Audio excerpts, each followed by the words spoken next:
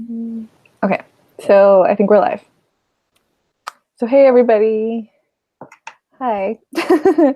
Thanks for joining us for our discussion on Handmaid's Tale. Oh, sorry. Today we have a super cool guest joining us. Whitley, would you like to introduce yourself? Hi, I'm Whitley. I am the gender equity researcher for the Harry Potter Alliance. I helped start the Asheville chapter and was the chapter organizer for about a year and a half as well. So all of the HPA/gender things. Nice, very cool. Have you read Handmaid's Tale before now? Yes, I did. I read it last year. We tried to start a book club within one of my numerous jobs, and the first book that we read was Handmaid's Tale, and then we never met to discuss the book. So we just gave up on doing the book club completely. But I read it and composed like a 30-page document of questions about the book. So yeah, I went kind of hard on it, just a little bit. Do you still have that document? I do. Yeah, it's still in my Google Drive. Excellent. Awesome. As a framework for today. Yeah. Yeah, cool. So you had said you'd watched the series as well, right? I did not. Oh, sorry. Oh, sorry, Whitley, or Oh, I watched the first episode of it, and the person I was watching it with was like, "Yeah, let's like marathon this," and I was just like, "You're a guy. You don't understand how we should not marathon watch this all in one go." yeah, even reading through it gets like it's draining. It really is. Yeah, it's like emotionally taxing to hear her talk about all these things. Yeah. Especially because our narrator has a very like detached voice. Hmm. Um, it makes it that much more like kind of depressing. Like she just sounds so like she just says everything so matter of factly, and it's crazy to think about the stuff that she's talking about. Yeah. It's definitely one of those almost like an out of body experience as she's describing everything that's happening. Yeah, the word that came into my head when I was reading this was I'm like, there are some moments where it seems like she's just disassociating. Um, Hmm. like she'll be in the middle of something and then she'll go on a train of thought whenever she starts to deconstruct words and like put them in her context or something like that, where she's like, our bodies or like ourselves or something that we have to compose now. We're like writing something, like making a composition or something like that. I'm like, that sounds like she's just sitting in like the middle of the kitchen or something and like just disassociating with what's going on around her. Yeah. And like that's something that I never like fully grasped when I read this, like when I was like, I don't know, like 18 or something in like my undergrad, but now I'm like, whoa. I feel like I'm reading it through a different lens, more like I can see things better from her perspective than I did when I was way younger. Right. No other way to survive it other than disassociating. One thing that I noticed this time versus last time reading it is how soon after like everything fell that this book takes place. Like she talks about, like it was like 3 to 5 years ago that all of this started, and that seems like such a short period of time um, to get used to all of this. There would be no other way to survive other than to disassociate.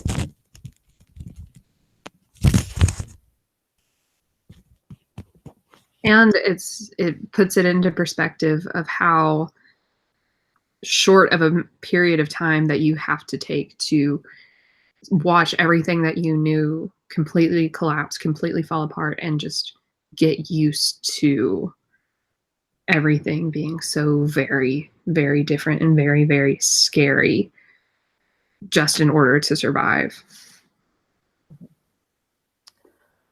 Um, I was trying to find this article I read yesterday, but I couldn't find it. That the author used real life things that had been happening like all over the world, not just in one culture, to make like the rules of Gilead up. And they were all things that had actually happened to women like recently when she wrote the book. And I thought that was really interesting. Like she had like this article that I read had examples of like the rules in Gilead versus the rules in the different places, and then like what had actually happened. And I was really disappointed I couldn't find it because I was going to post it up on Facebook for everybody to read. But yeah, like it also seemed more realistic this time reading it than it did the first time. Yeah. Agreed. Which is also terrifying. Yeah, it's really scary. I can't remember where I heard it or read it. An interview with Margaret Atwood where she says something to the effect of like either the fact that like it's something. Okay, sorry. Where she says either like it's happening right now, or like it's kind of happening, or it's not far off into the future. Or, like she basically makes, she says that like it's not like totally out there is what she's saying, and it's not so much like it's like science fiction as it is like just slightly altered like present day goings on, which I guess is from Tiffany what you're talking about basically true. I mean, if she's taking things that have like actually happened or were currently happening when she like wrote this, then that's probably why I guess it reads so realistically. Yeah, I guess to that point too, where you said it feels like more believable now. I'm like, I don't know if it was because like I was younger and I just wasn't like paying attention to like what was going on. Like now I'm more well informed, or it's like now maybe it's just easier for me to see, to like put myself in, I guess, Offred's shoes, where like when I was young, I didn't see myself as like ever being like able to be in that position. But now that I'm like an adult, I'm like, oh, okay, I can see that.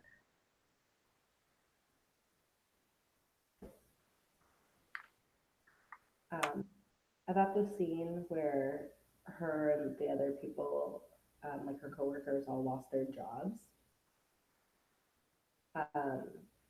It was like a page and a half, and I actually read it out loud to my husband. Like that's so, and you know how people didn't protest because like nobody had enough information to be protesting,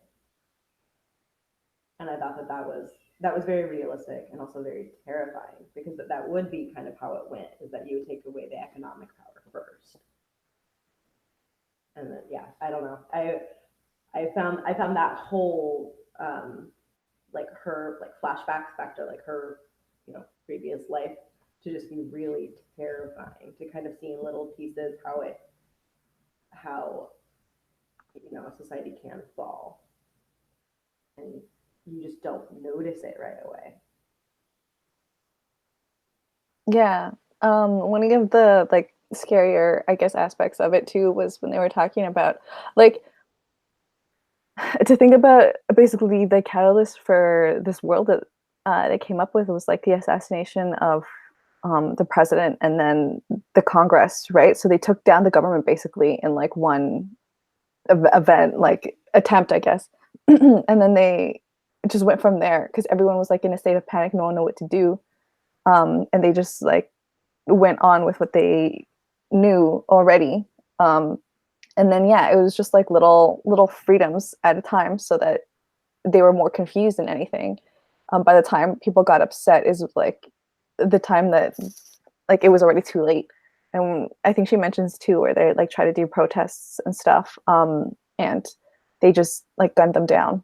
So they don't have any like, they don't have a foothold. Obviously people get scared, and now that's like there's nothing to do about it. And I guess it takes place in like the state of Maine, which I don't know how big that is, and also where that is. I think, yeah, it's definitely more New England-y, because she talks about how it would be so easy to just like how they could have run for the border, and they tried to run for the border, but it just didn't work the way that they wanted it to, obviously. But it is sort of realistically terrifying to think about how we could be so close to that, to where we could be so close to being like, oh, well, everything will just blow over. We don't really need to worry about it. Like, even with those little freedoms being taken away bit by bit, it's one of those things where you just keep telling yourself, oh no, it'll all be fine. It's nothing to worry about. Until, like you said, it's just way too late to do anything about it without fear of death, I guess. And if they like suspended the Constitution, but they told everybody it was going to be just a temporary thing. Mm-hmm.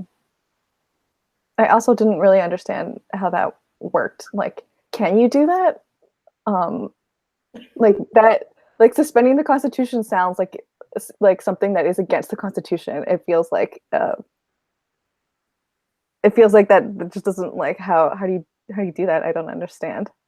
I don't think in a state of war or a state of, I mean, because it would be kind of in war that it would be that hard to convince people if it were temporary. Like I don't know. You just would be like, oh, it's suspended. Like I don't know. Because it said that there were riots or that there were protests in the streets, but not as many as you might think. So I think that there would be people that would be aware, but they would be in the minority and be like, oh, this is just for a year or two until everybody gets back to normal. I don't think it'd be that hard to convince people, but as long as it's temporary, it's okay.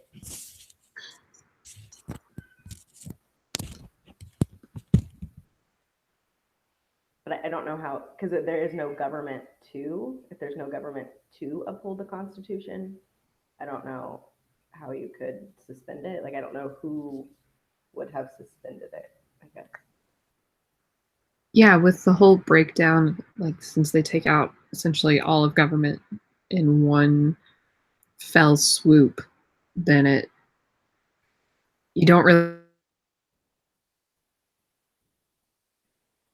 of like next in command, but after that, it really is hard to know like who is supposed to be the one in charge of saying, oh yeah, no, like everything's over now. But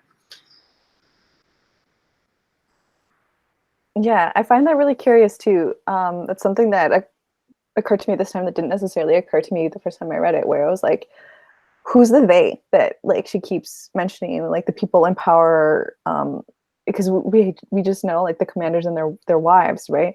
And that was something that everyone held, right? Like, was that the title of all the men who basically had power? Were they all commanders? Like that's something that occurred to me like just now. But I don't think they were like government. So like we have absolutely, or at least to me, I feel like we don't have really any idea of how like this new structure works. Like who decides on like what's happening, who creates like any kind of policy. Is it just these men? Is it like, do they consult some kind of like religious figure as well? Do they make the laws? Like it just doesn't, like we have no idea. Like Ovid, I don't know, either doesn't know or doesn't, like that's just not important to her right now because she's, I feel like, more interested in her like day-to-day survival. But yeah, everything is just so like, it's so like vague and like just kind of like it feels like it takes place like in space, kind of like where everything is like where all these like bodies of like power and stuff are happening. It's just that far removed.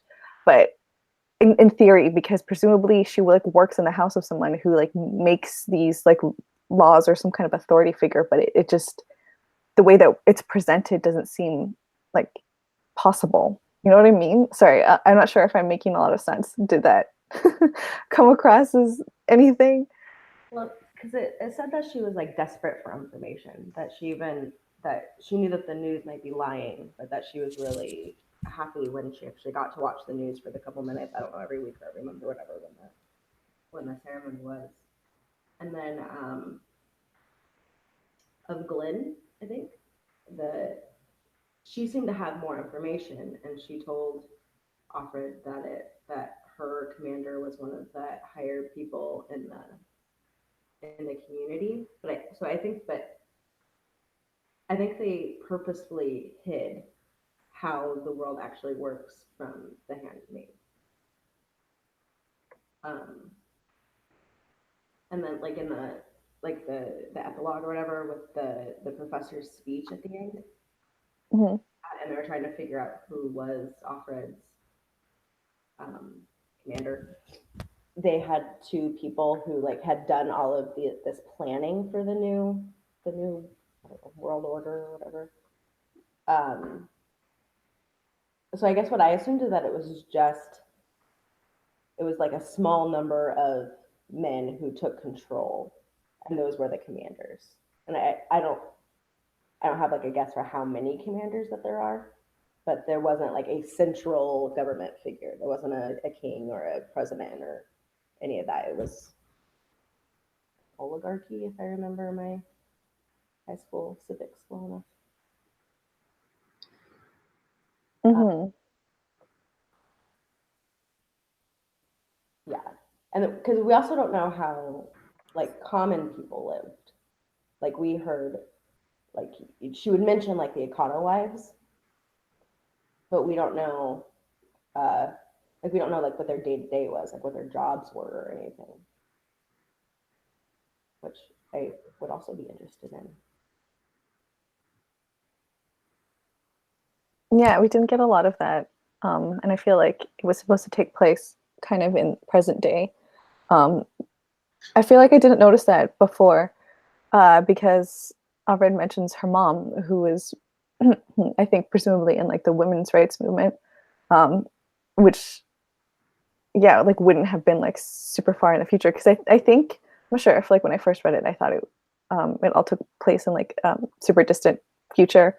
But then when they're like, and I guess, yeah, the epilogue, when they examine everything, I'm like, that's not even, they say like 100 years ago or something like that. I'm like, so that means it can't have been that far off. It had to have been fairly recently. So essentially present day. Yeah, I never really made that connection with her mom and stuff.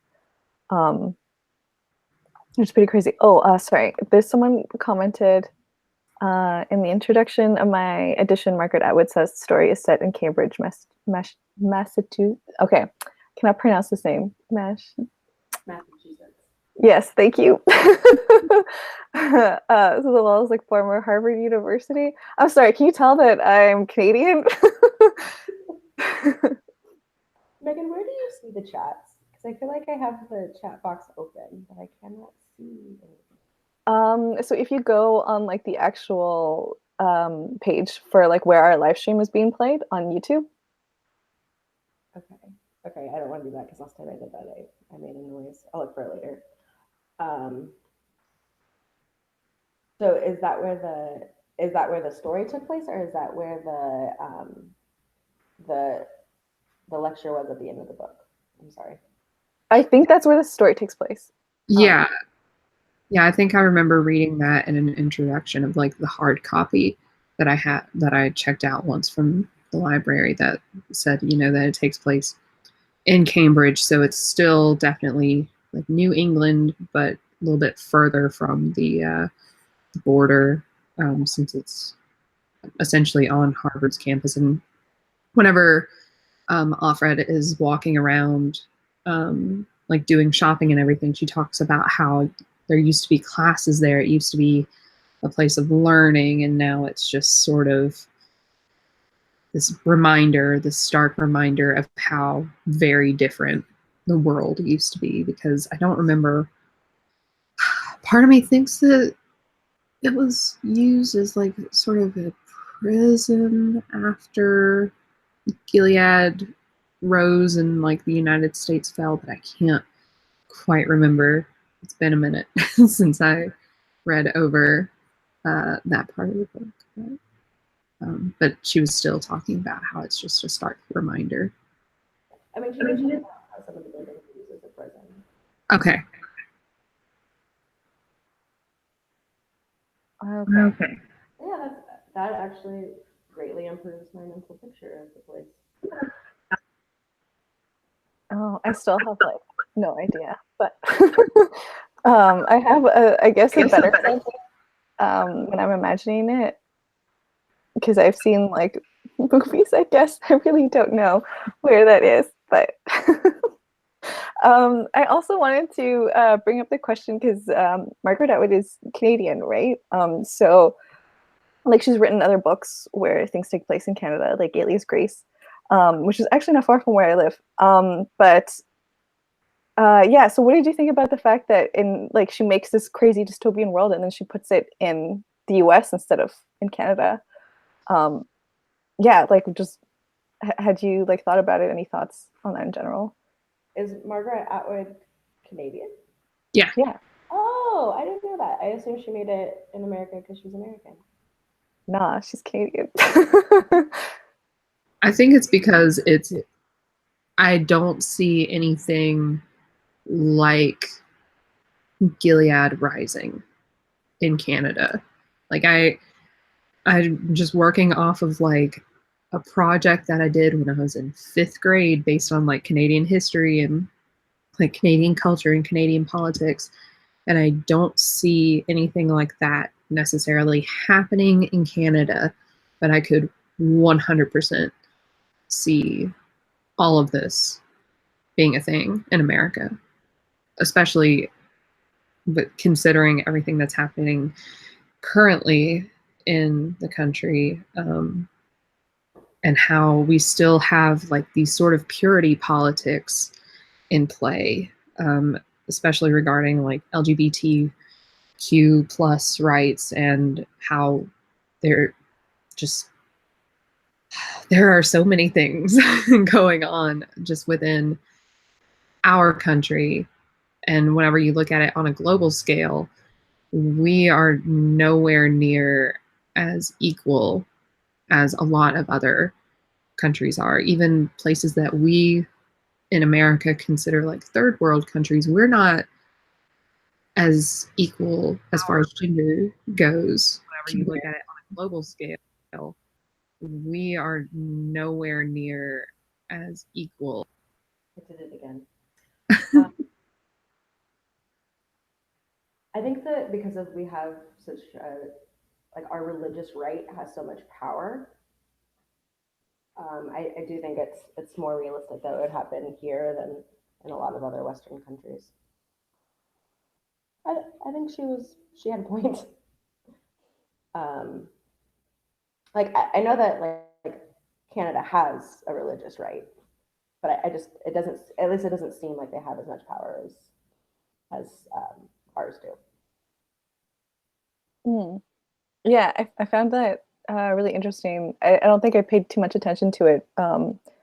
Again, when I was young, the first time I read this, I didn't pay a whole lot of attention to that. But now that I'm thinking about it, because I studied this like in Canadian authors class, um, I was just like that's really weird to me because yeah, now that I think about it, I'm like one of the recent works of hers that I read, Alias Grace, like I said, takes place here, like close to where I live. And now that I'm thinking about it, I'm like, this takes place in America, and I'm sure she would have had to do like some research about it because, as you can see, we're not super taught a lot about American geography. Um, so yeah, she would have had to like make the conscious decision to be like, this takes place in America. I'm going to do some research. Where is it going to take place? She would have had to be like mindful about like where the border is and stuff, and comments that they make about the book. Sorry, in the book, is that like this isn't taking place all across the U.S. It's just like certain like sections. And then I don't know if like international like forces were trying to interfere or something.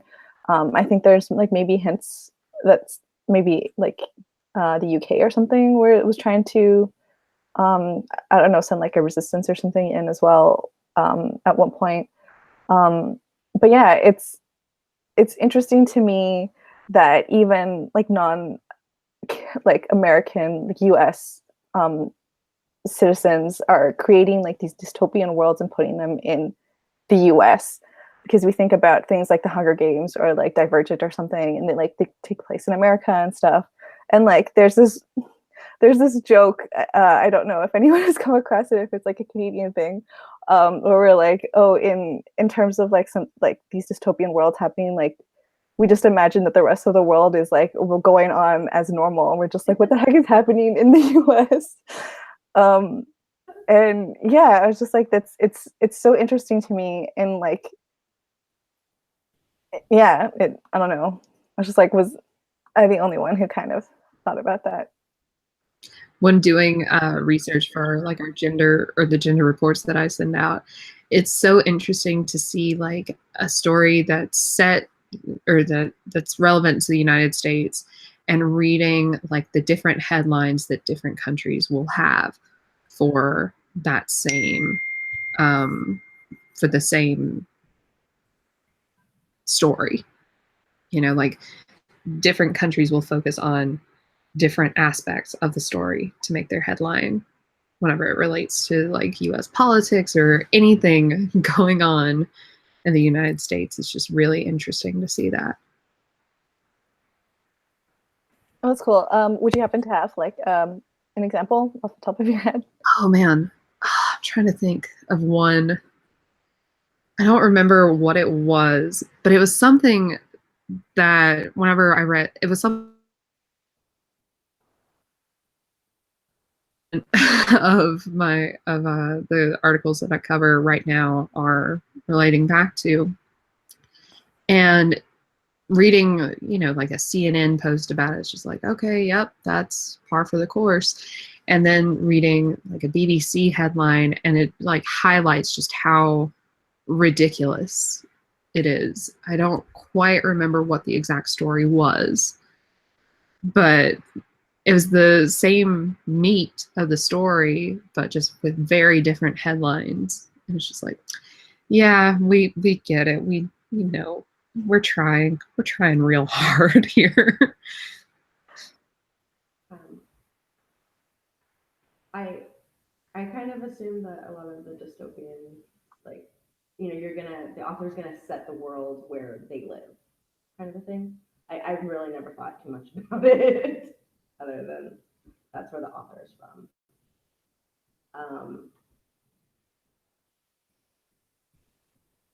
and then I do agree with you. I do think that there's kind of like, she said that like the border of Gilead is changing so much because of what's going on the borders, and so I do imagine that um, either people like on the coasts are fighting back, or it's other places coming to kind of try to help out. What I thought was really interesting though is the tourists like in the center of Gilead. Wow. Like I think they were from like Japan or something. Yeah. Reading it this time too, I'm like, first of all, I'm like, did I even read this undergrad? Because I don't remember a lot of the stuff was happening. But anyways, yeah, and I was just like, what the heck? How is it possible that they had tourists come in, um, and then they like that blows my mind, considering the fact that it felt like they were trying to establish, like a serious community, and um like it's like sort of mandated by God that they live this way, and then they just like welcome tourists in to like see them as like a spectacle. I'm like, it's so weird to think of something like this, because like even Aubrey herself is like, oh, they take pictures, and the fact that they let them come in and just like dress in any way that they dress as is also really weird to me, because I would have thought they maybe would say like you have to adhere to a certain dress code, maybe like if women come in, they have to wear like skirts below the knee or something. I don't know, anything. And I think they were wearing skirts below the knee because it didn't say that you could see the knees or the thigh. It said that you could see the calves, and she hadn't seen calves in a long. She hadn't seen women's calves in a long time. Right. Well, sorry. Then sorry. As their own dress code. Yeah, basically, like you can't show your legs or something, like just so that, um, yeah, out of like maybe a sign of respect, or like not to, like incense the community or something like that. But no, they just like whatever, just come in, wear your high heels, wear your like show your legs. How scandalous! And they just come in and take pictures. I'm like, this is so weird. It puts such a like a surreal spin on like what is happening. Yeah, like going back to the timeline, like that would make sense to me if it had been 100 years in this in this world, in this new country or whatever. but it being so soon after the start of it, you would think that everything would just be too unstable for that. Um, uh, you can take tours in North Korea, like they're really expensive, but you can, it's like a guided tour.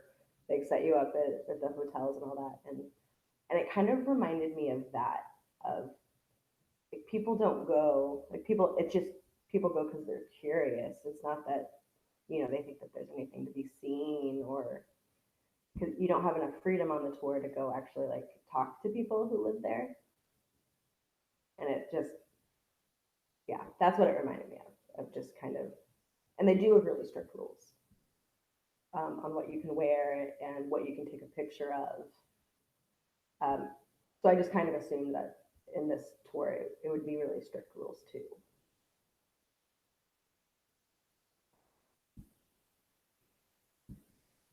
I mean, I could argue that it's no different than, tours of concentration camps still in Europe, because I know when I was 13 we went on a tour of Dachau, and it was just like, oh, it was definitely haunting and terrifying to realize that that was something that had happened maybe 2 generations before I was born, and it was just absolutely terrifying. And it's similar, not quite similar in the sense of like you can't talk to anybody, but you're still reminded of like how terrifying humans can be.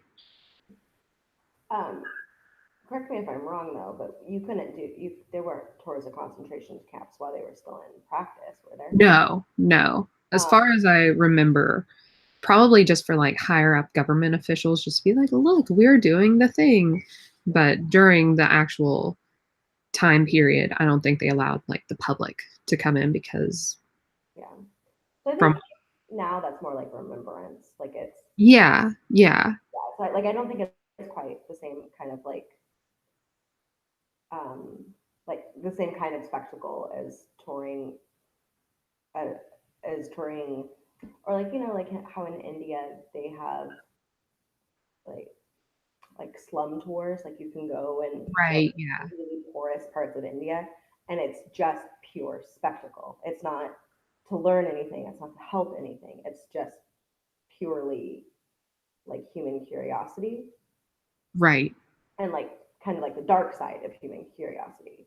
right, yeah, Like I think that the tour was more like that. Like it wasn't to remember something terrible. It was to right, witness something terrible, yeah, which is different. Um, right,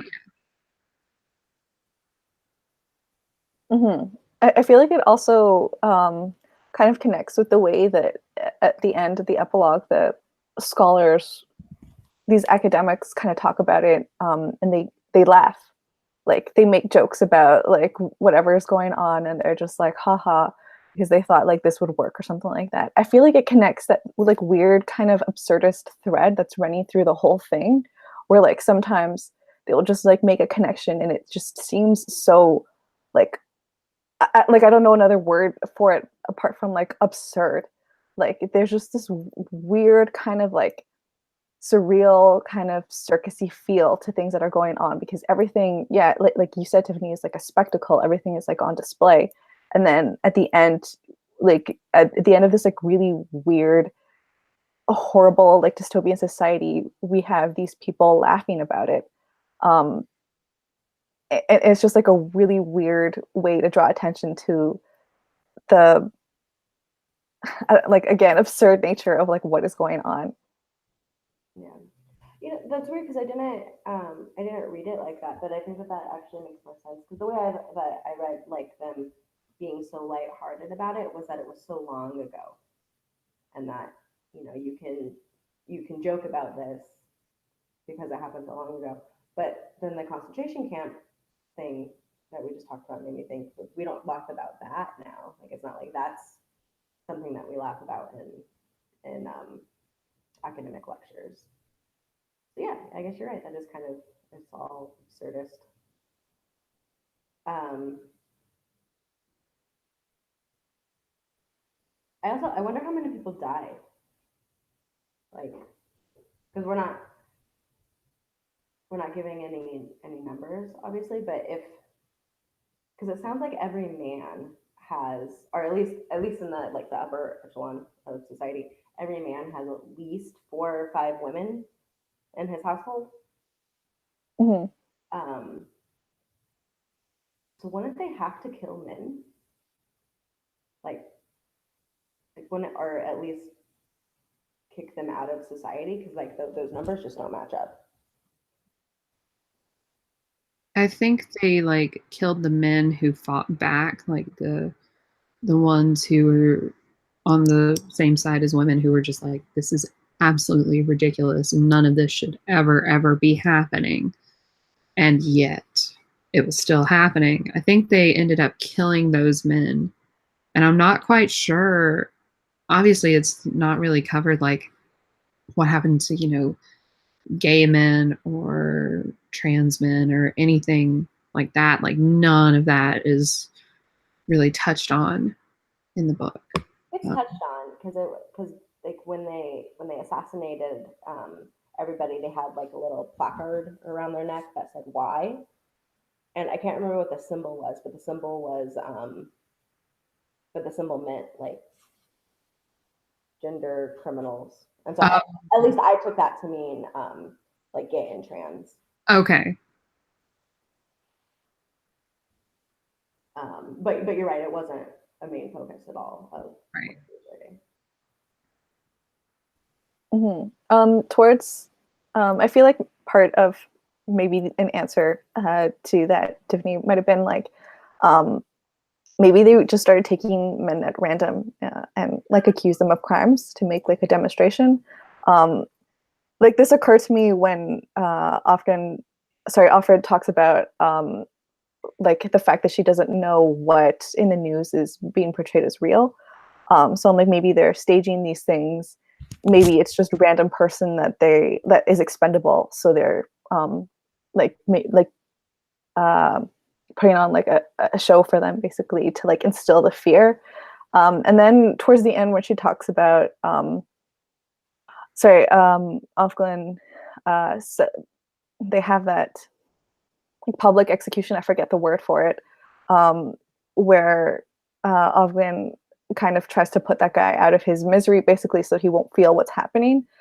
They give just she says he's one of us, and when he says he didn't do it because they accuse him of like rape and I think maybe like murder, but it's definitely rape. Um, he says that he didn't do that, so I'm not sure if they found out that he was maybe in the network or if they like legitimately just pulled him out of like a pool of like men that they found expendable and were like, we're just going to give you something um, so that you can like just distract yourselves with. And I feel like maybe that's what the people were being hung for. Maybe not all of them, but I feel like at least some of them they just pulled and were like they committed this crime just so that they know that like just so that you are reminded not to do this. At least that's what I thought when I read through it. Yeah, that makes sense. That it's just a lot of political murders. Um, but I do wonder if that's what kind of toppled the society, is that like kind of nobody uh, I'm trying to think of how to phrase this correctly. I guess I'm really curious if like the world was expanded, I would want to know what, because we know what started the society. I would want to know what ended it, and then I'd also want to know what like other people's walks of life were by or were like.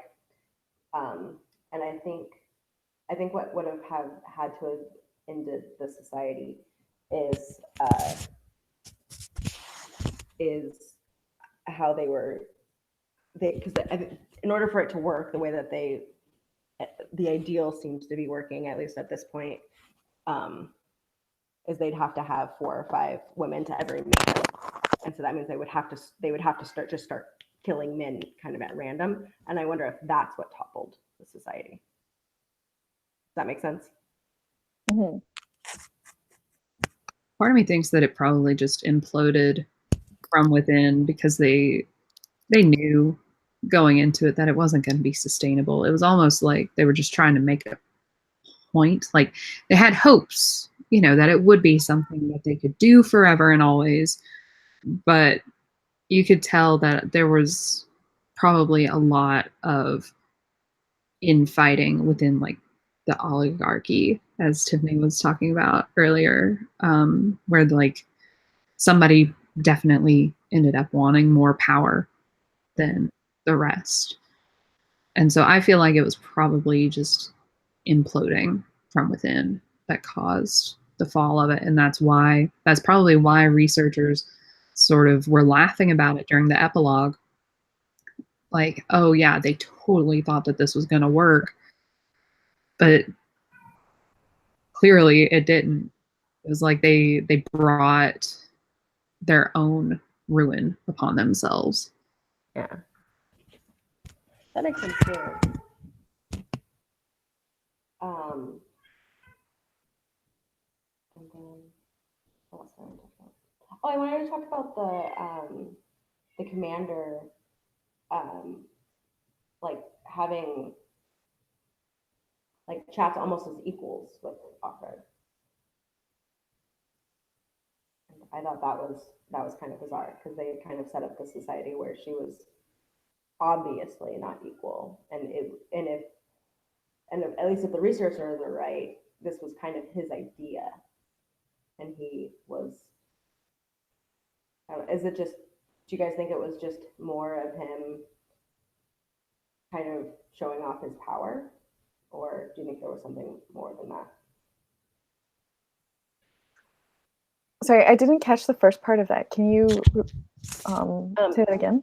When when the commander kind of started taking Offred into his office to like play Scrabble games and just kind of talk and have her kind of opinion on Gilead, do you think that was just him kind of showing off more of his power, or do you think that it came from another place than that?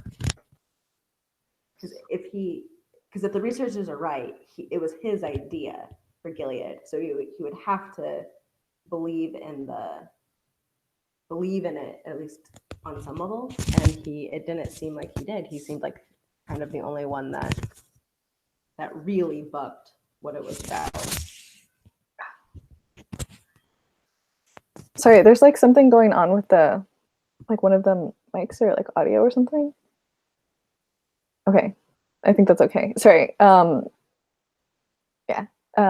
Whitley, thoughts? I mean, I feel like part of me does feel like it was him flaunting power and being like, oh, I'm the reason all of this is happening to you.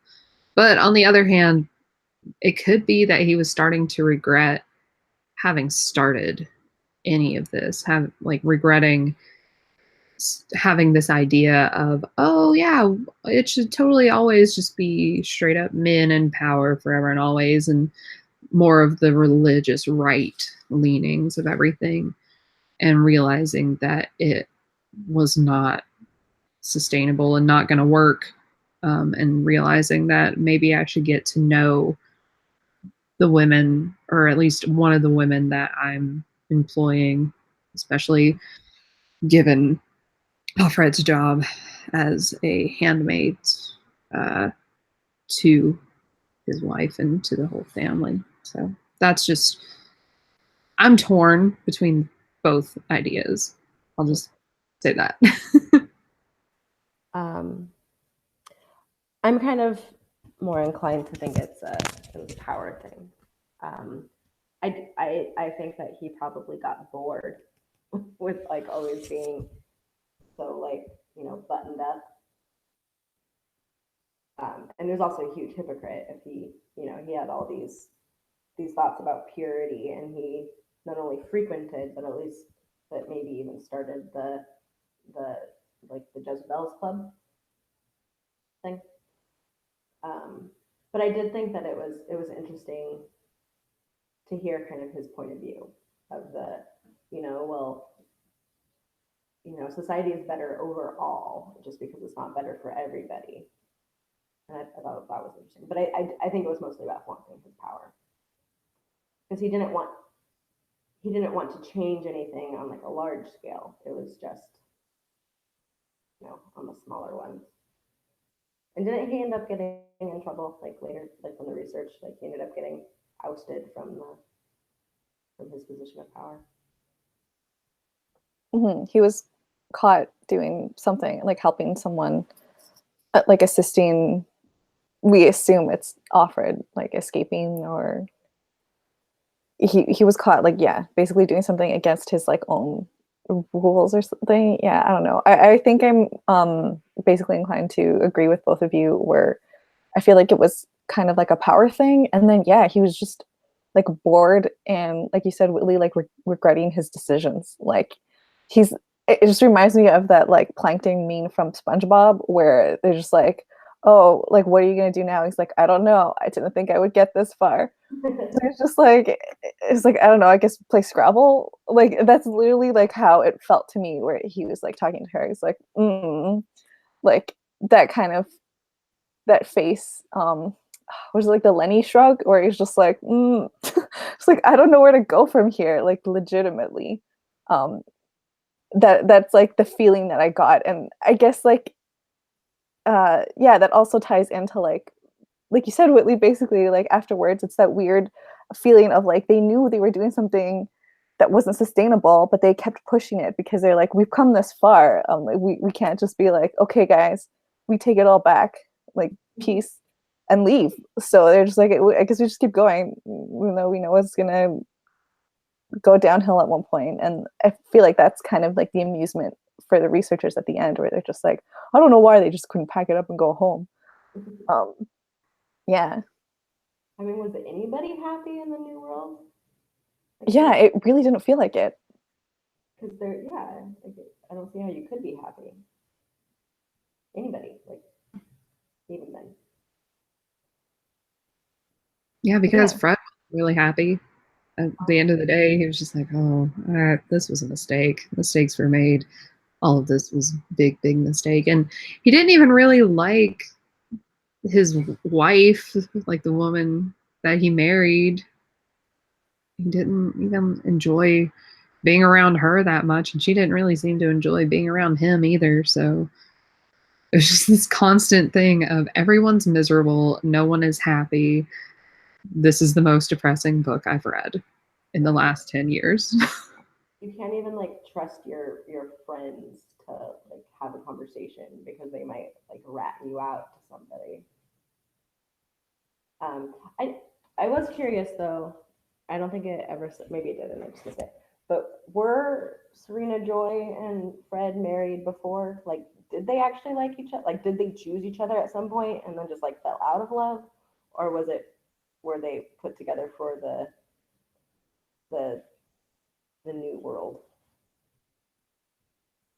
I think they got married for the new world because didn't Offred say that the woman, wasn't she like a singer in the before life?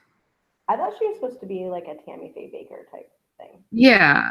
Like a televangelist slash entertainer. But I think, but it never mentioned, or at least I don't remember it mentioning if she was married before or not. Yeah. And it couldn't have been her second marriage because then she would have been a handmaiden. Right. So yeah, I was just curious because they seem to dislike each other so much. Yeah, exactly. I don't know if they could have ever been in love. Yeah, it could have been like having that Tammy Faye Baker type of person pair. Like they found what would be like the most ideal to the outward world couples to put together, and compatibility be damned, essentially. Megan, do you know who Tammy Faye Baker is? No idea. I am composing an image from what you've just said. But She was a televangelist in like the 80s and 90s, and she always wore like super garish makeup. And she ended up embezzling like a ton of money. oh, classic. Yeah, yeah, very very classic. Yeah. And that's who I thought Serena Joy was modeled after, because she would have been popular when this book was being written, I think. Interesting. Yeah. Well, I recommend googling a picture of her. It's hilarious. Okay, maybe I'll do that right now, actually. And as I do this, I also wanted to like make a comment, I guess, while we are sort of in a good way to segue into it, about the fact that like this society and stuff is ruled by like religion, but like revised, I feel like their own brand of Christianity, but they're not Christian. I think they're like something they. I think they've started to call themselves something else because Offred refers to like people who identify as Christian being like left alone for a little while or something like that. Um, so like I'm not sure if it was like meant to be something else or maybe I just misread that. But yeah, so that's the point that I'm trying to make is the fact that like this society and stuff is governed by like religion and that's how they uphold all their rules. So like I was wondering like if we took away the religious factor, is there a way that we could still like maintain or create a society like this without that like without religion like ruling over it, do you think? I I don't think so either. that underlying belief structure and that belief that like this is like it's something higher than just human thought, because it's not like logical in a lot of ways. You have to have something to kind of bypass that logic. That sounds pretty bad. But you guys mute yourselves when you're not talking. Should I start doing that? Sorry, I just do that because sometimes like I make noise and the camera will and it'll like pick it up and stuff. So I don't want to interrupt you. Um, yeah. I don't think it's possible without religion. I don't think it is either because this whole like the whole Gilead experiment is essentially based on like fundamentalism, which is super offshoot of Christianity, in the sense of like everything is very literally taken from the Bible, and it's a whole lot of like the ideas that they have in Gilead are based on fundamentalism. I live in the Bible Belt, so it's one of those things where we like you see it in a whole lot of like families and small churches and everything. Sorry, Where Whitley, may I interrupt to ask if the Bible Belt is a reference to your geographic location? it is, yeah, Okay. yeah, Kind like of there's Midwest. yeah, it's like southeast, like from the Atlantic Ocean, I would say probably all the way over to, I would say roughly Colorado-ish area. But it's definitely prevalent in the southeast and the Midwest. Um, but but yeah, it's you see a lot of it in like smaller areas here, and to me, like reading it, it seemed like Gilead was just that, but on a larger scale because it's that whole area of Cambridge and Boston, I guess. Which is Mhm. Cambridge and Boston are not in the Bible Belt.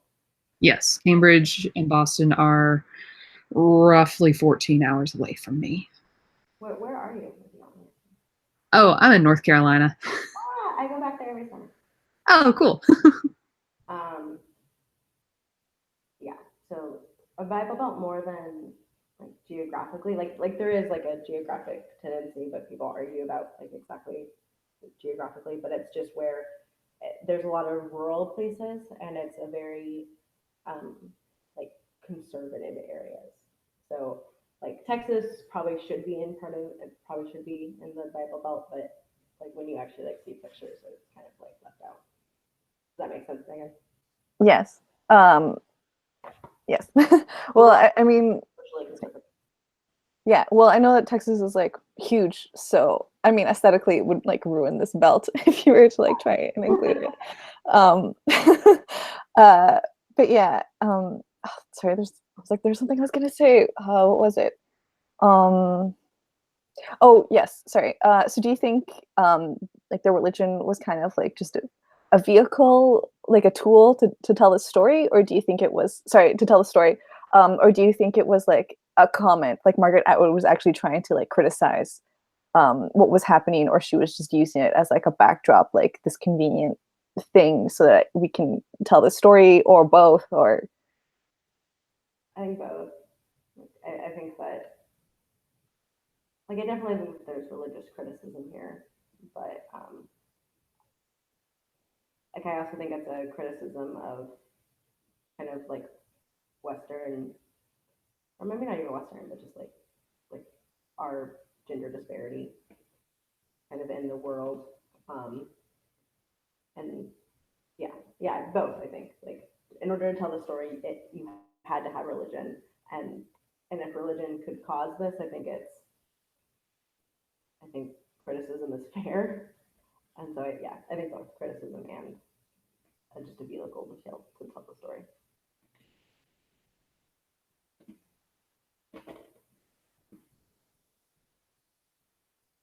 I'm also going to start muting myself when I'm not talking.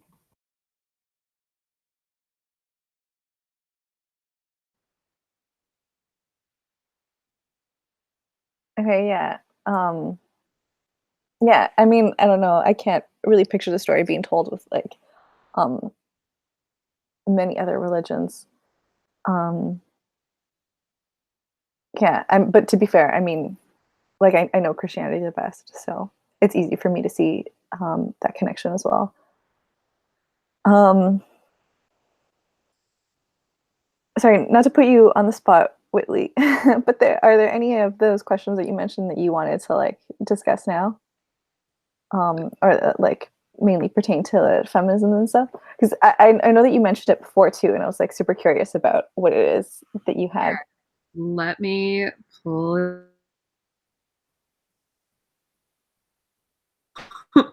Hold on, having to reopen about 1,000 different things. But yes, so I was trying to remember if there were any that specifically talked about feminism within the realm of Gilead and the whole story. I just always thought that it was so interesting within this story that we have a limited viewpoint. Like we just have Offred's story. We just know everything as she sees it and how she's reacting to the world around her and the Jezebel's Club and the loss of everyone that she knows from the before life. Yeah. If you want to take a second, I guess, to comment while you're looking for that on Moira, what did you guys think of her? I think the saddest Loved her. entire book was when author said never saw Laura again. I thought that was that made me the most sad. But yeah, I mean, she was a great character. Mm-hmm. Yeah, I really liked her as well. And rereading it too, as soon as her storyline started to come up, like I remember feeling like uneasy because I couldn't really remember exactly what happened to her, but I remember it not being good. Um, and yeah, it was super disheartening because she struggled so hard, and then we don't know what happened to her, but we're led to believe it was something ominous. Um, She did seem happier there than a lot of the others. mhm. I mean, there's like quote unquote freedom in like what she's doing. Like she still gets to be a person, like not like a, you know, Property. yeah, or chattel. Like it's like I don't even think that Awkward is thought of as like a pet. Like, you know what I mean? Like she's just Yeah, you definitely treat your pets better.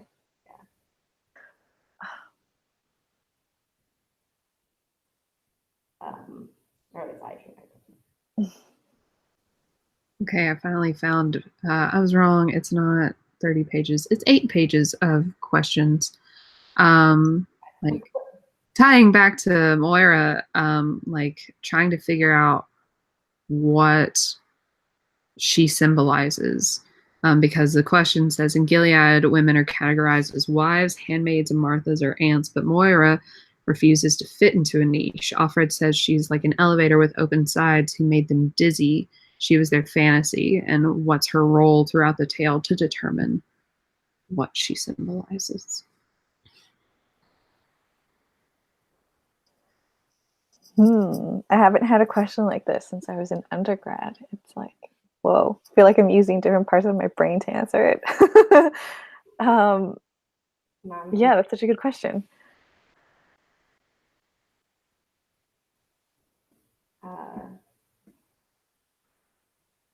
Yeah, I think. I mean, I think she symbolizes rebellion.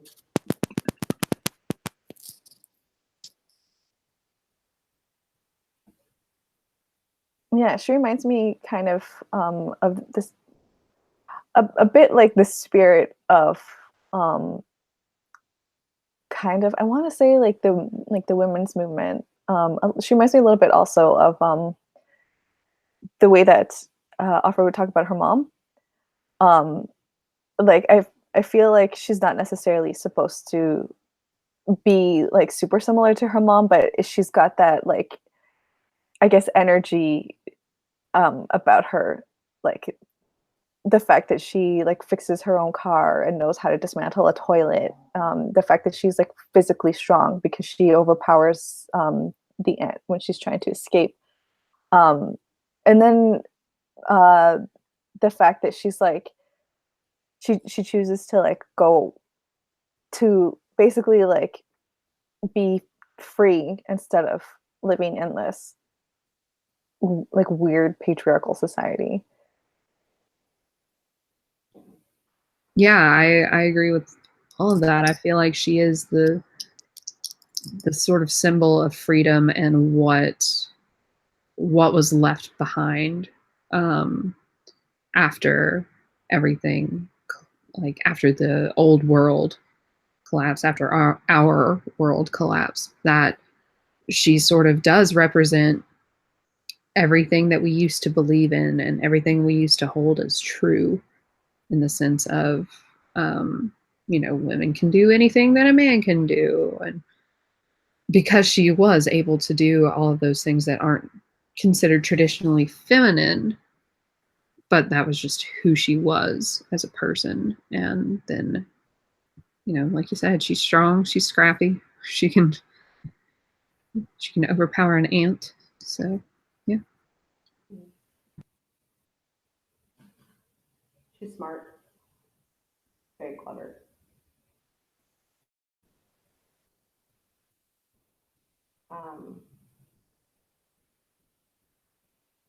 Yeah, I don't really have anything else to add. I did think it was interesting that when the commander was talking about how like powerful women, um, like he said, I don't know, senators and lawyers kind of preferred the Jezebel, and instead of being, a wife or a Martha or a handmaiden. I thought that was interesting. I don't have anything else to add on to that. I just thought that was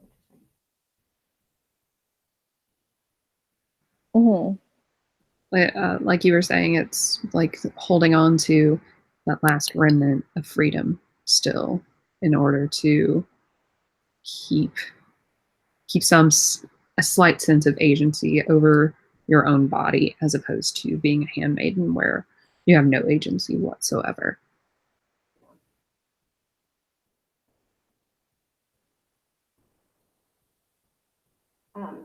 So were handmaidens criminals?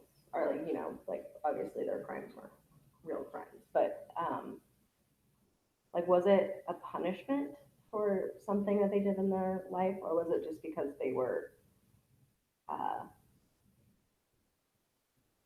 not sterile, whatever that word is? Like they could still have kids. I think it was they just picked the most fertile, and I think a small part of it was also like the crimes of their previous life.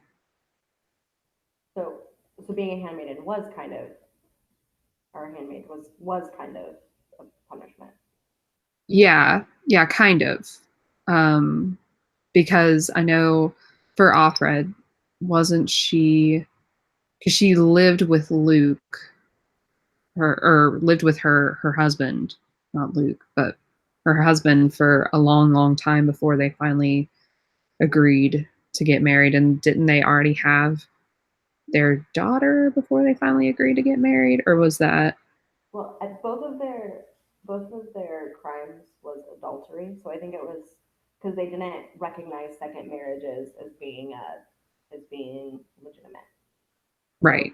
like I don't think I had any like I think it was because Luke I think it was more divorce and then Mm-hmm. being the second wife than like living together. I don't know if they had the kid before or after they got married. I don't know if they lived together before or after.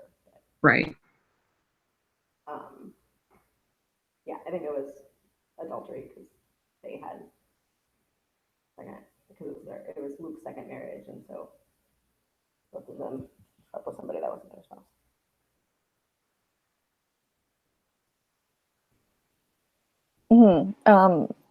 Yeah, I feel like it was kind of both, and then also just like an easy way, like probably the easiest way to subjugate them, um, because they're like so strictly watched, um, and then they're just like I want to say like humiliated, like humbled, like at every turn. They have no freedom. They can't do anything. Like so many people, so many different people have power over their lives, and then they don't even have power over their own bodies. So I feel like it's just an easy way to like also like assimilate them into the society, um, as well. Um, yeah, I don't I don't necessarily have exactly a comment, but I feel like I can't like not bring up the weird. Um, I don't know what to call this either. They're like the what do they call it? Shoot, the like traditional like nightly like procreation attempts. Um, I can't remember. There's like a word for it, and that she like they say it in the book, and I don't remember what it is. But I don't necessarily have kind of any sort of comment on it. I just feel like we can't not bring this up, um, because the first time I read it, I was like, "What the heck is going on?" And then when I read it again, I was like, "I know something weird happens, but I can't remember exactly what it is." And then I read the description, and I'm like, "This is insane." Uh, and apparently they are following the way that it's written in the Bible, um, in terms of like physical placement, where like I feel like it says that like Aubrey's supposed to like lay on top of like the wife's lap or something like that. And anyways, it's crazy to me, that fact. But yes, I felt like I needed to bring this up. Um, I think they called it. There was a more specific term for it. Maybe if there was, I can't remember what it is. Um, and I didn't read it as being nightly. I read it as being kind of a rare thing, like maybe once a month, once a week kind of a thing. Yeah, sorry. I didn't mean that either. Yeah. I assumed it was kind of because she goes for her like regular doctor's appointments or something. I assumed it was like when they told her she was ovulating or something. Yeah, that would make sense. Yay, fertility cycles. But yeah, it's very strange to read about it because it's essentially like non-violent rape is the only way that you can really describe it, because nobody really wants to be involved with it, but they know that they have to go along with it. Otherwise, the commander will be shunned from society. Serena Joy people will look down on her, and then Offred will just be like, well, time to go to prison because you're not conceiving a child. But it's so strange to think about how nobody involved really wants to be involved with it at all. Yeah. I did kind of feel bad for the wife. With, and I guess that was the only reason I thought that they might have gotten married beforehand, is because she seemed so jealous, kind of. Like she's like, we're married and that's for forever. But other than that, there didn't seem to be any reason to think that they were married beforehand. Yeah, I felt bad for the wife. I didn't feel as bad for the guy.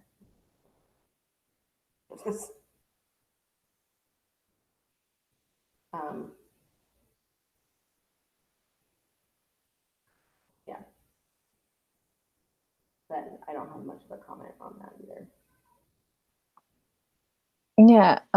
So one of the things they said that was supposed to enforce was uh like a strong sense of like sisterhood, basically.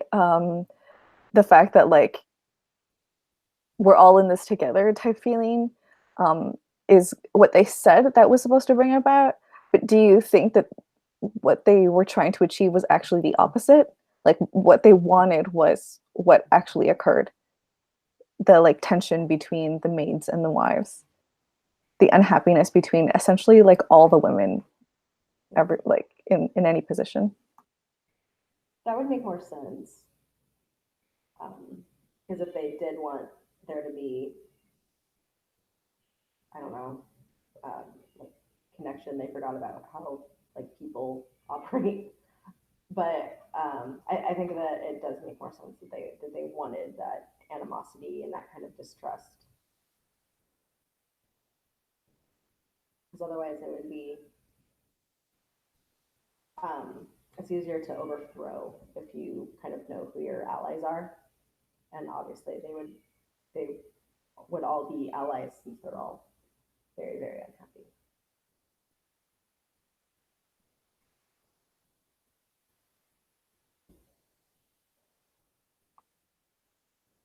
So then like on the I guess other hand, um, does that mean like friendships between men were discouraged as well?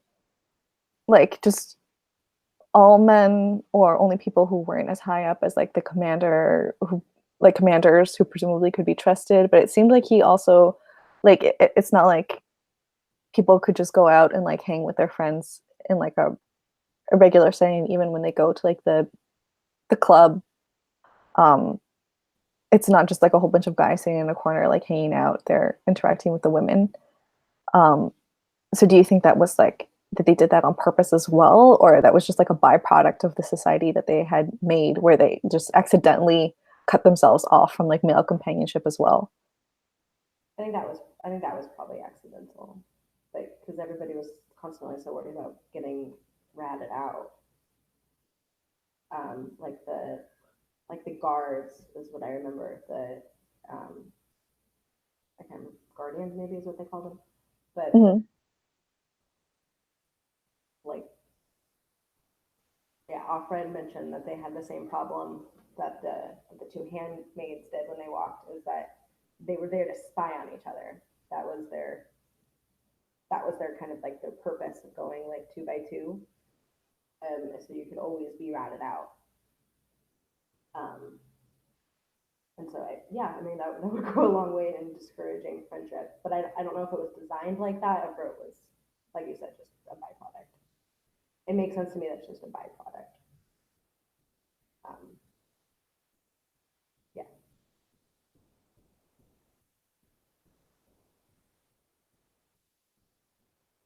I feel like it was almost a combination of the two because I mean there are so many cases of like toxic masculinity within this book, like just from Offred's observations to where, you know, no guy really wants to be seen as having like a close relationship, even if it's just, you know, pure friendship with another man.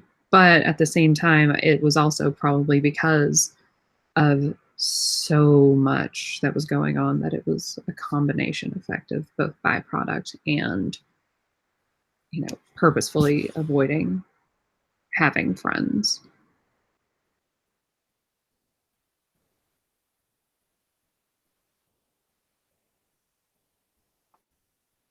So, what did you think of Nick? Now that we're kind of talking about the men here. I thought it was interesting that he was both the eye and the and in the resistance. That's very useful to have all of that information in the resistance. Um, I thought that they did a realistic job of making it obvious but not too obvious that he was a good guy.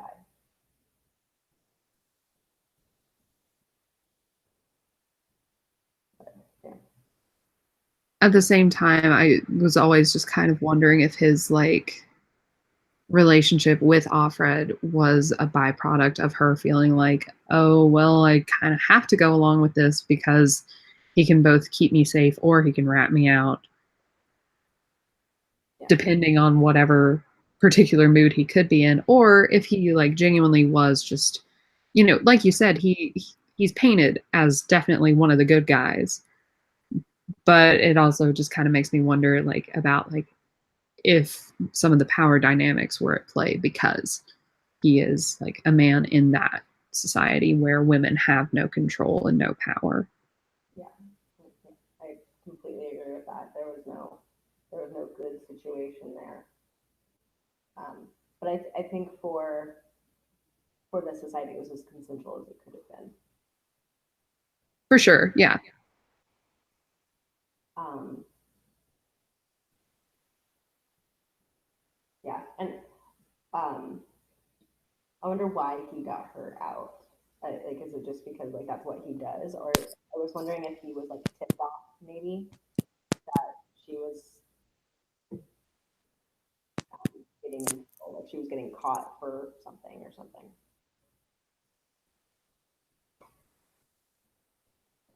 It could be that that's like just what he does is he gets people out, and he may have also been alerted that they were going to come for her next, so he had to like speed up his particular timeline as far as getting her out. Mm-hmm. Yeah, I feel like Nick was interesting. Um, I would have liked, I don't know. Does anyone, or do either of you, I guess, kind of think about like what happens to characters afterwards? Like when they're just like, and that's the last time I saw them, like, do you just assume that they like carry on as they were, like they're still alive? Do you imagine that something happened to them and they died or something? Like we don't know for sure what happened to Luke. And like Alfred gives you basically your options, like what she knows to be the most realistic outcomes, or like the possible outcomes, I should say. Um, and yeah, I always choose to believe that like he lived. And then at the end, I choose to believe that Alfred lived, and I choose to believe that Nick lived and survived. Whether or not they're together is not the point. I'm just like they survived this. Um, yeah. Did you feel like it was like a choice, or do you feel like the narrative kind of led you in a direction, or did you just kind of just like end to the story? I think Luke died. I think Luke got caught. I don't have a reason to think that. Like there's nothing except for that the in the lecture at the end, they knew that there was somebody in the resistance in that house. So I think that Luke got caught. Um, no, I'm sorry, not Luke. Nick. I think Nick got caught. I also think Luke died, um, but I don't. Yeah, I do think it was a decision on the author's part. I mean, the way that the narrative was set up didn't really like lend itself to tying up loose ends for other characters. But I also think it was a choice to kind of leave everybody wondering. I think Maura lived for a long time just doing what she was doing. I think Moira and Alfred lived, but I agree. I think that both Nick and Luke are long dead, according to no real clues, but just a gut feeling that they both died. Yeah.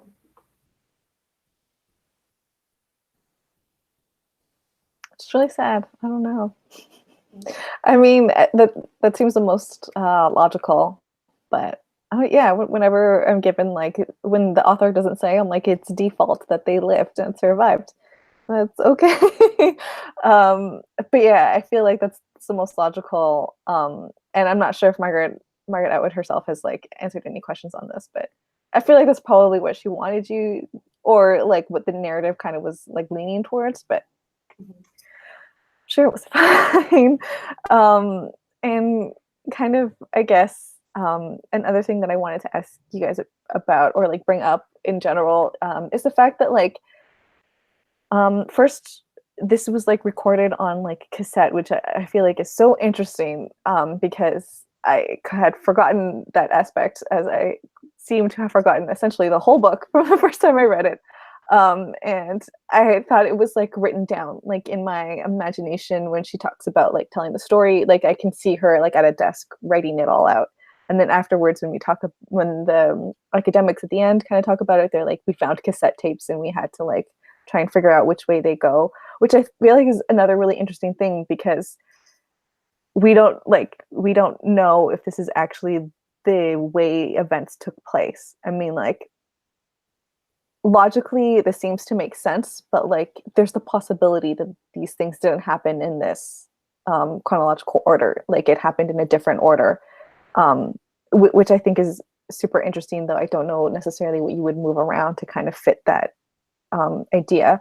But another thing is the fact that like we have this woman's story about how her freedom and the freedom of so many other women has been like stripped away, and they're in this really crazy society where that's essentially the goal, like whether or not that's what they outright say, and it's being dissected like generations later by a bunch of academic men who kind of laugh about it. Um, and I thought that was so interesting. I was that it hadn't occurred to me before too, but I'm like, it's really interesting to me that this like, story about women is being talked about in academic setting by men. Yeah. I didn't notice that, but yeah, you're right.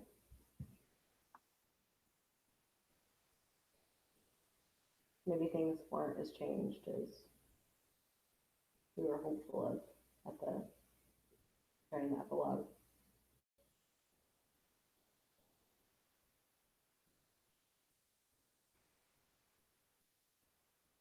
We know that at least Alfred lived long enough to record everything onto super ancient cassette tapes.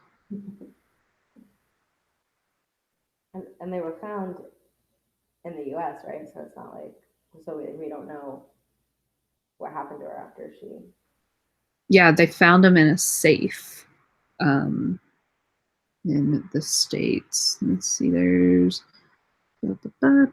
something about that in the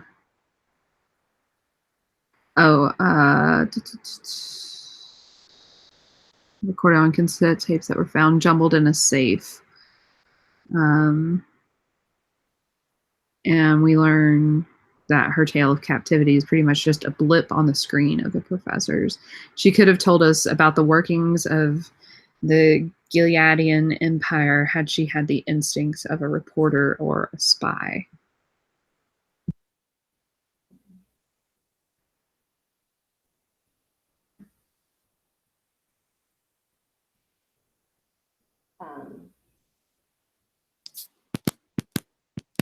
Very sad.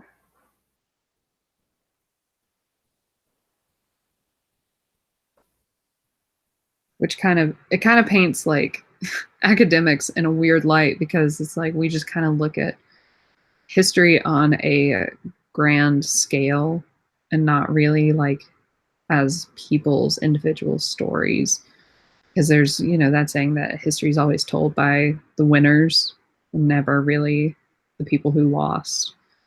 So it's sort of interesting to think about that, like in relation to this story and how it was honestly just a blip, and we only have this one story from that time period.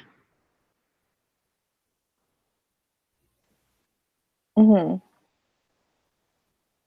Yeah, it's interesting the way that they comment on it, as if like it's a very, I mean, I guess it's a very like academic way to look at the story. I mean, from like a very far removed, we're like, oh, if only they had told like whatever, because they don't stop to think about like the human reaction that we have to the story, where we feel like all the emotions, we feel a sympathy towards the narrator, um and we're not like, wow, I wish she had told us more about like their day-to-day society. We're just like, no, my gosh, like all these things that are happening to her, we're curious about like what could have happened to her later. We want to know like that things worked out, that things were okay. We're not like concerned about the society structure. I mean, even though that's like a thing that's crossed our minds, it's more just because it of like curiosity, and not because like that's the important aspect to it. But yeah, it reminds me of, if you guys have seen Parks and Rec. I'm sorry, I frame everything in references.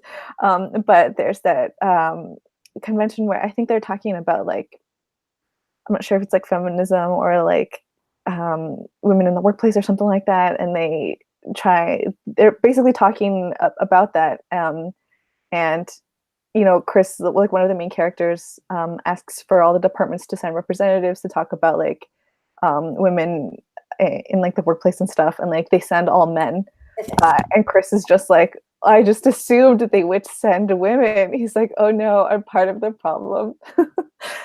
um and yeah, I feel like that's kind of the same sort of vibe that we're getting here, where we're just like, we assumed that this would be discussed by women because it's about women, but it ends up being a whole bunch of guys who come in like, yeah, just like kind of like as a status quo type thing.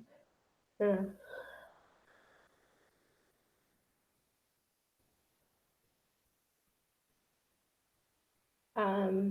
Any final thoughts? And then maybe we can talk about some like more current event stuff.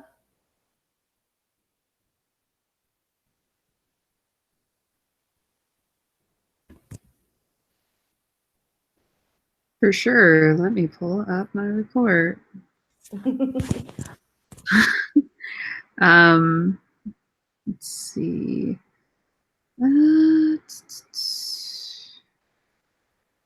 Sort of relating back to what we were just talking about, how with the Parks and Rec thing, how he was like, I'm part of the problem. I assumed they would send women. Loosely tying back to that, a couple of weeks ago, an Italian physicist made some sexist remarks at an event at CERN talking about how women don't do well in physics. And then the day after that guy got fired, Donna Strickland was the first woman to win the Nobel Prize in physics in 55 years. So go her. Sorry, that was probably pretty unprofessional. Um, I watched a documentary on human trafficking yesterday, oh man. and in between, because I read this book the day before yesterday, and then I watched that yesterday, and then I was just pretty depressed. You need like some fuzzy puppy videos. I was like, okay.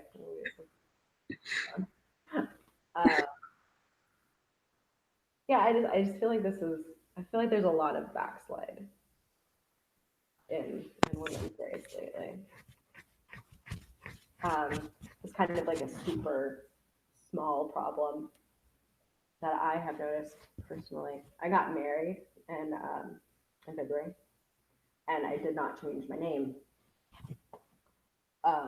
And I get a lot of like personal backlash about that from friends and family and some coworkers, and my husband also gets a weird amount of backlash for it.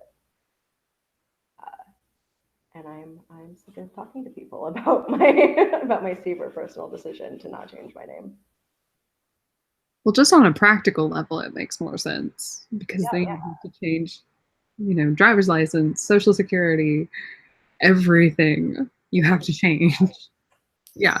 Months. People don't realize that it's so much work. And then I'm almost 30. And I was like, I've had my name for a long time. I kind of like it. Yeah.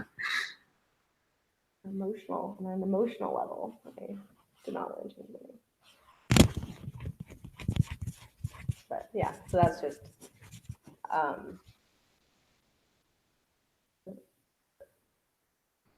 yeah, and I just don't know if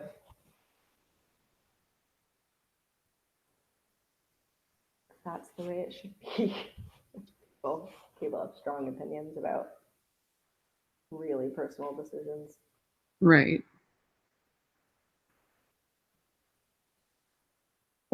There's like a weird sense of, I guess, entitlement to like know like why you make your decisions, especially towards women in these instances, where they're like, yeah, shouldn't you have taken your husband's name?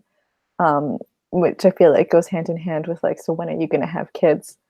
And it's not a like, hey, um, do you personally want kids? I mean, I know there are a lot of like responsibility and like it's a big life decision, but like you must like obviously want them. And so when is that going to happen? And then they're like, they just like talk about it, this like weird personal thing. And it could just be like strangers. It's the same kind of feeling as like when people like if someone is pregnant, sometimes they won't even ask permission. They'll just like put their hand on someone's stomach, like they're petting a dog or something, which I also find super creepy. Like I would personally be like so creeped out if someone just did that to me.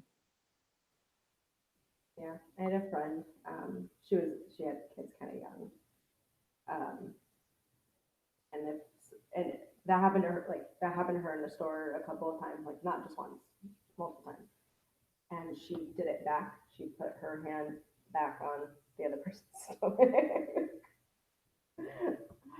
Which is probably not like I think if she was older, she probably wouldn't have done it that way. That is such a power move. Should be like everyone's reaction. Exactly. Like, oh, did you have a food, baby? Did you just eat a massive? Okay. Like,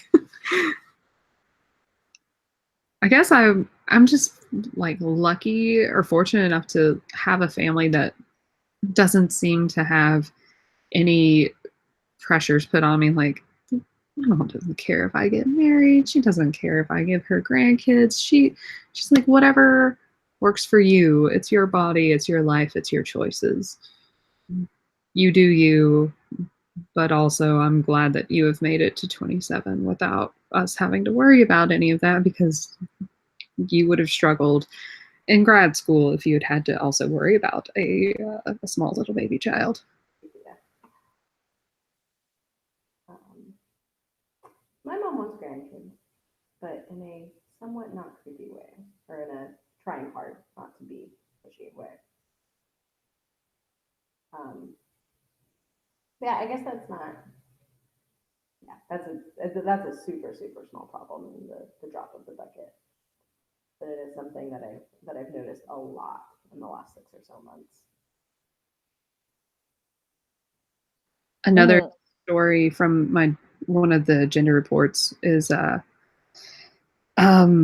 have been more and more girls, like after people find out that they're going to have a girl, that's when they decide to just abort the child in the United Kingdom. And for a while it was happening in Canada too, as more and more people are sort of immigrating and moving in and bringing their cultures with them, where girls are seen as, not as valuable as having a son. Like they see having a daughter as like, great, now we have to worry about like marriage, we have to worry about all of these other things, whereas a son, we don't have to worry as much about any of that. So that's happening in the UK now. I was reading something that people save, like on average, like 11% more for their son's college fund, which I thought was bizarre. I can't source it though because I can't remember where I read it, but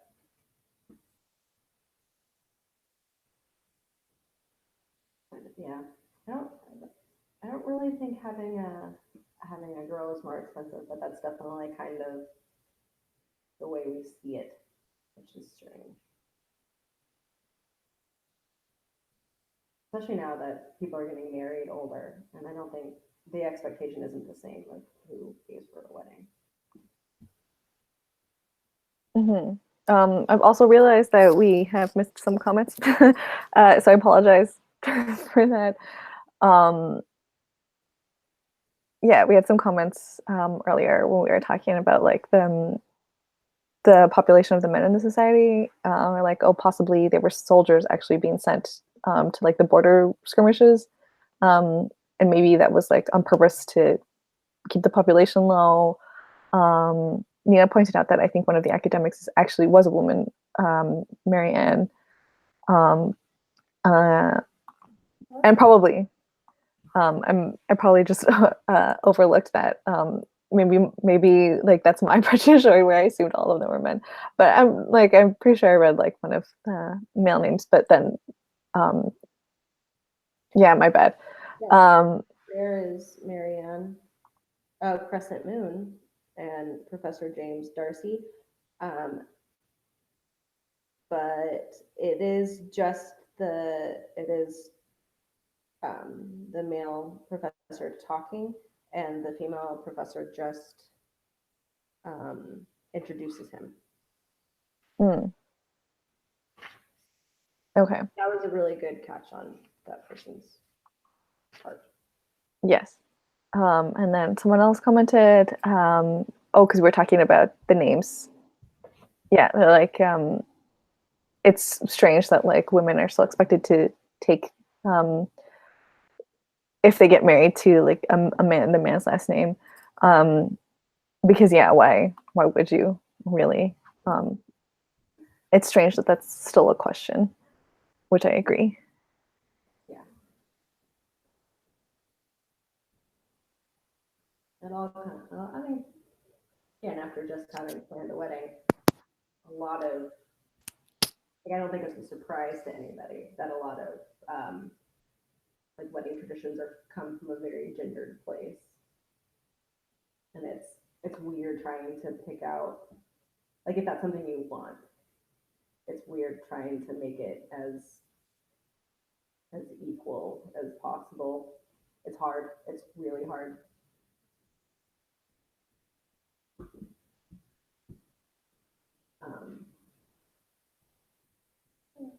And then When was the Japanese, like when like the university in Japan who lowered women's scores so they couldn't get into medical school? Wasn't that recently? Yeah, that was maybe a month or so ago, because I definitely wrote about it. And there was also a police academy in, I believe it was in Thailand, that they just said, nope, we're just straight up not gonna have women anymore. It doesn't matter if they have the highest test scores. We aren't going to accept them into our program anymore.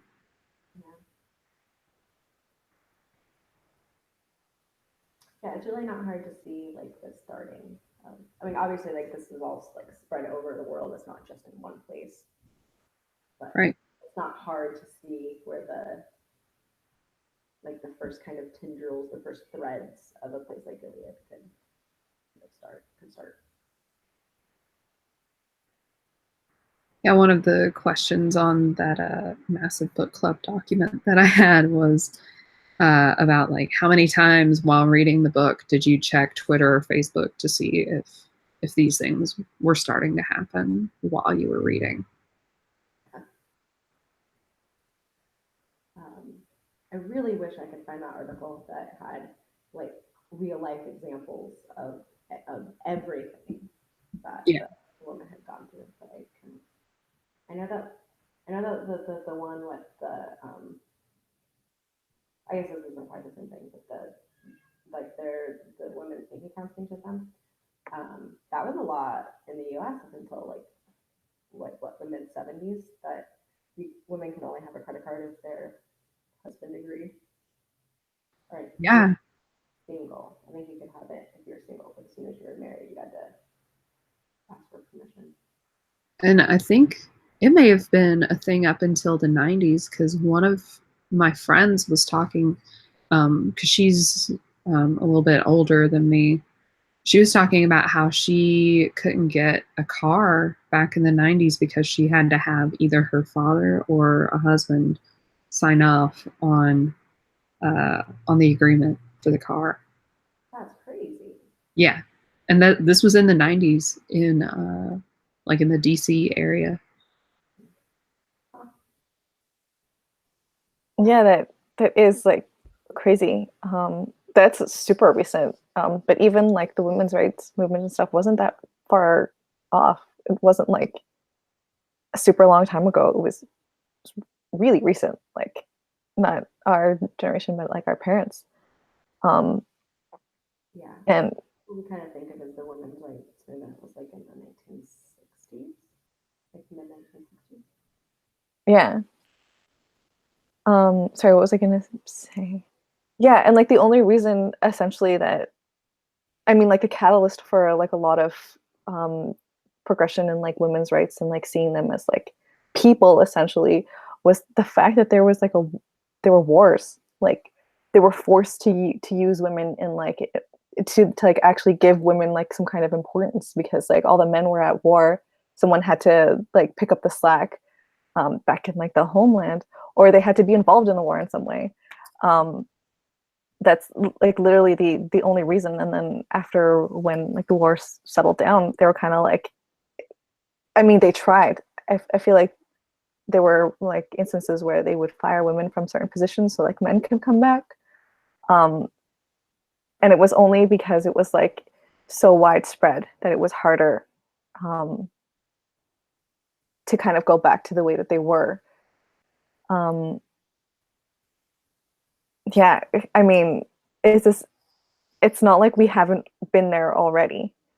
Essentially, like from what was happening, it's just that it's more jarring because it happened so um it happened in like such a modern setting where it seemed unreal, like surreal, I should say. Did you guys ever watch any of those like propaganda videos when like I think it was right after World War II and then men started coming back and they had a woman like in the propaganda video, like this was an actress. She was going shopping and she talked about how, you know, how um, how she's just a woman and she can't really do it, and how she's so glad that everybody's back because they did have a hard time because women realized that they were happier outside of the house because who would have thought? And obviously not everybody, you know, if you're happy being at home, like there's nothing wrong with that, but a lot of people aren't.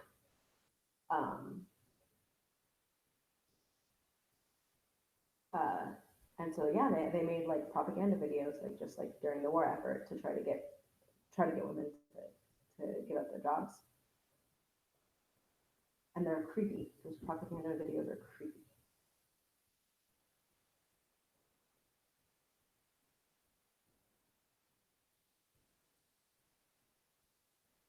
Yeah, it's interesting the way they tie those type of ideas in with the idea of femininity. Like, it's the most, it's like the female, I guess, inclination is to like be at home and do like homemakers things. And like, if you're working or whatever, you're not, you're not, um, you're not adhering to like your feminine inclinations or something like that. Like, there's something wrong with you as a woman if this isn't what you want. Um, yeah, like it's an interesting way to try and like frame this um to make it be like your obligation or like your fault, like something inherently wrong with you if this isn't what you want out of life. It's still like that in my neck of the woods for the most part, honestly. I was reading this this article the other day that I probably can find if anybody wants a link. It's probably still in my recent searches. That they actually did research, and I didn't see like the research study, but just the write up. That the better off a society is, the more separated what the genders want actually is, which I thought was really interesting, and I would be really interested to go in and actually read how they could kind of quantify that, and how like, and not even so much what the genders want, but like how the genders are and how they operate, and I thought that was really good. Did you read the same thing, Whitley? I see you nodding. Yeah, because I was about to put that in this week's report. Yeah, I thought that was super interesting. It is. It really is because it shows so much that we just want so much more. Like the headline, to give you an example, the headline that I've got pulled up that says, "When times are good, the gender gap grows." And it makes you think like, oh, well, that's weird. But it covers the had to accept the cookies. Study involving 76 countries and 80,000 people. They found greater national wealth and gender equality are tied to bigger differences in preferences between men and women rather than to strong similarities. And it's got like all the different charts, like as far as risk taking, negative reciprocation, altruism, trust, positive reciprocation, and patience among both men and women, and like lower GDP and higher GDP.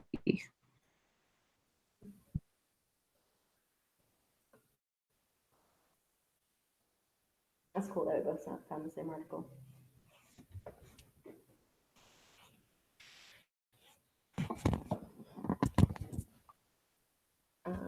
I can't remember any other big headlines that are coming out right now, which is probably a bad thing because I'm sure there are.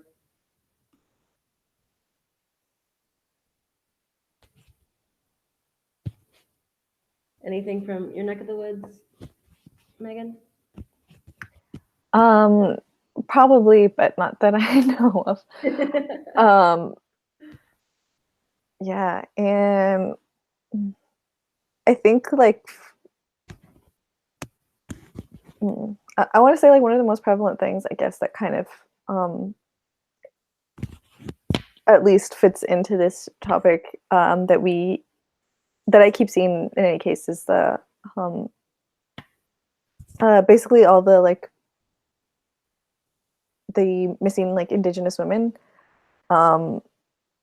where like that has been like an issue for a super long time, and no one knows what happened to them, and the government keeps saying that they will they will like take this into consideration, they will do something to investigate. I'm pretty sure that was part of like Trudeau's platform, our prime minister.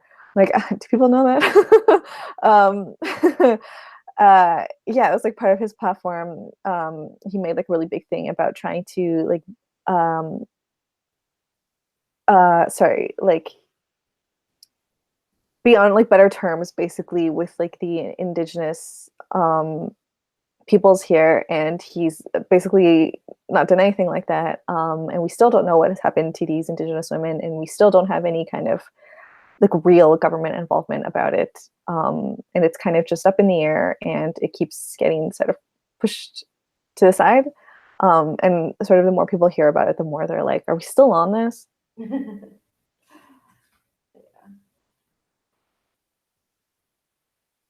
Yeah, it's one of those things that I've covered a couple of times where, there are so many articles about how great Canada is, if you're a white or a white passing woman. But if you're Indigenous, then it's just like, no, you don't get the same quality of treatment as a human being. We talked about that last week a little bit, Megan. Yeah, I was just about to say that. I'm like, I already kind of went off on my little rant about, I could summarize. So, about how essentially like other countries do this, but it's definitely encouraged by Canada itself. I mean, like we do this as well, about how like we're just your harmless like neighbor. We're just like the good guy who like brings you cookies or something. Um, and like we encourage this benevolent, like toothless, like aspects of our like nation and stuff. We want you to see us this way, so that like we can like we'll even like be the butt of your jokes, as long as you just continue to see it as like this harmless place, so that like what really happens is kind of like pushed under the rug. Because obviously that's not true. It's not, we live in like a utopia. um Things are better in some ways, but that doesn't make them perfect. It doesn't mean like still a whole bunch of things don't happen here. I mean, like the murdered and missing Indigenous women, um who's doing that, what the heck is happening, we have no idea. Our government still treats our Indigenous people not well at all. And like we still have disparity here as well in terms of like gender gaps, and like everywhere.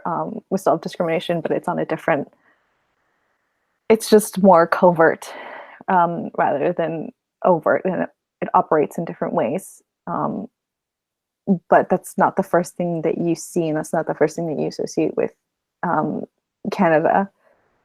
And like we maintain that image, but we still perpetuate our own, like, I guess, like discriminatory operations.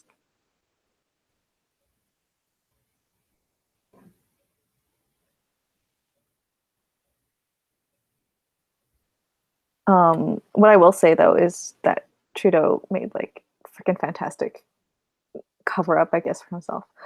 Okay, let's just not get into that. I will get into that when we do like our LGBTQ plus section.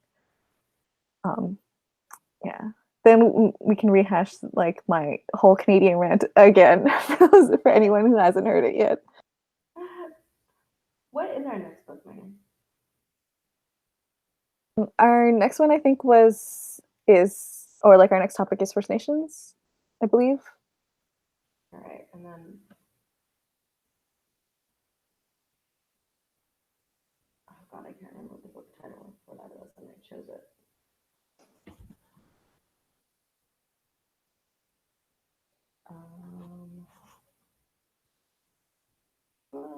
Be faster. I remember that after is Black Lives Matter, and our last one is actually LGBTQ plus. So by then, I guess this like whole thing will have faded from memory, and then it will seem fresh when I talk about like the Canada thing when we get to it. No worries. No, I can't find it. Should have been more prepared.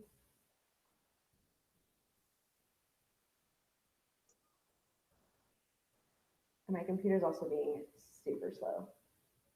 Okay, I can give it a shot to look it up. Is there anything else anyone wanted to bring up? Current events, anything about feminism in general, the book?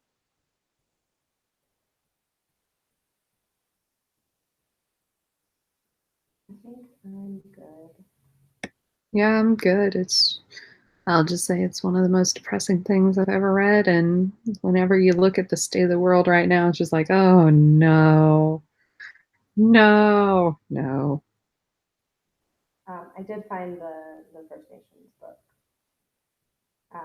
The next one is The Last Report on the Miracles at Little No Horse by Louise Erdrich. And we will have a date for that live stream soon. Yeah. I guess my last comment is sort of how scarily realistic it is. Sorry, like the Handmaid's Tale, the way that they progress to that point in their society is basically like by inches. One little thing will happen, and then people will be confused but get over it. Another little thing will happen with the same kind of reaction until we've just crossed a line. Um, and at that point, it's like compounded with something else, though, because I think the fall of the government was a huge thing there. But yes, the fact that it happens very, very slowly, like it's not an abrupt change,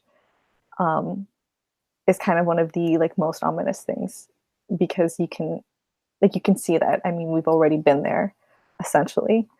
And I think that's another thing too that I didn't fully appreciate when I first read it. Yeah, was I a good English student? I don't know. But yeah, the fact that we have been there. I mean, like, obviously not us personally, but like women have been in this position. I mean, not to this extent, because this is like a weird, different thing, but it's not like things like this haven't similarly happened. Not obviously this exact same thing, but it's happened, and like it was happening, and it continues to happen in just like little bits and pieces. And that's probably one of the like most terrifying realizations this time around. Constant vigilance, y'all. Yeah. On a side note, does it like trip you out sometimes to think about the fact that that was actually like Barty Crouch Jr. constantly saying that? I mean, A little bit. About it all the time.